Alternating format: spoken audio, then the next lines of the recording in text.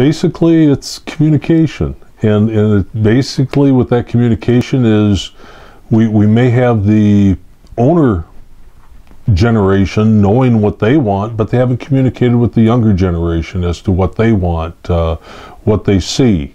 There's differences in values, differences in perspective. Do we take on debt? Do we expand the operation?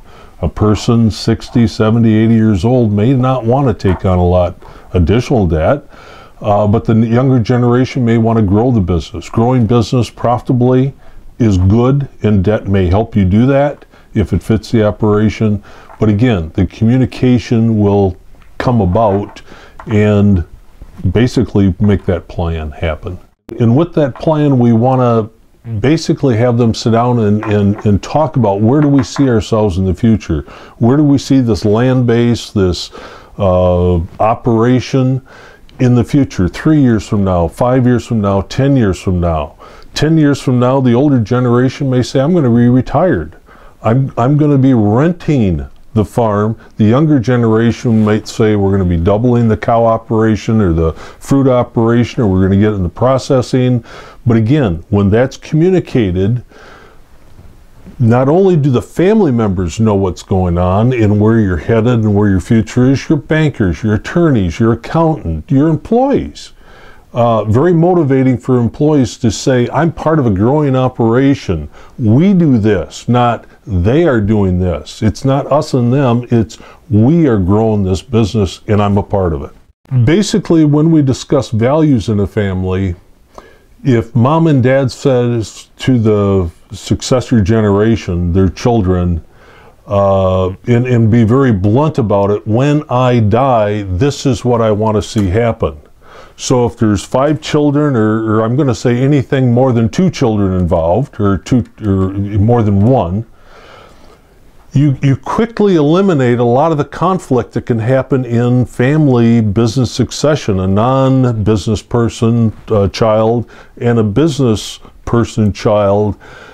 If mom and dad says, this is what we want to see happen and this is what we think is fair, then it tends to eliminate the conflict.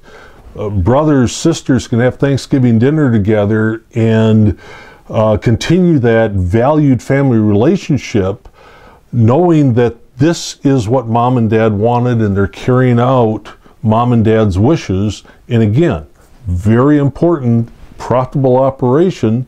If it's not a profitable operation, then we tend to see the assets sold and divided according to mom and dad's wishes. There's a lot of emotion on these farms when you grow up. There's the forest, the first deer that you harvest, the pheasants, whatever experiences, the fishing, the trout stream, what have you, is part of that farm.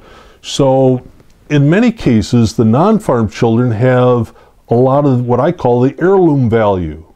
And again, if not dealt with and discussed and openly communicated, what wants, desires, and all wants and desires may not happen, but if communicated, mom and dad will at least have a clue, maybe this is what we could do for the 2 non-farm children as far as that forestry property, the other recreational property, the less productive property, whether it be orchard or dairy facility or processing facility. Farms tend to have a lot of their assets tied up into productive assets, land, machinery, buildings, livestock, trees, what have you.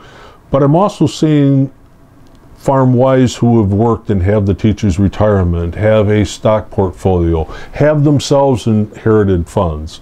So it becomes a little easier to be equitable, fair, with the non-farm children from the other assets. And then there's other purchase agreements that can happen where over time non-farm children can receive a piece of the money from the farm. You can call it rents, you could call it land contracts. There's a lot of tools. And the important thing is not to first look at the tool, but first communicate what we really desire, and then we look at the tools. And time we end up at the attorney's office, it's easy. We know what we tell our attorney and our accountant to make this happen, put it in place. Remember, there's always conflict, and different people thrive on it and actually pick up energy from it. Other people run from it. Learn what's happening in your family, in your business. Understand that if we don't have a decision-making process, when conflict arises, we're going to handle it poorly. So there's some tools that I will be sharing today and hopefully put up on the web for people if they want to go to. How to have a family meeting. Possibly it should be facilitated first. But there's lots, like I say, lots of tools and what I call the soft tools. Those human interaction tools that if you don't deal with, you never get to the attorney office. You never get the papers put together.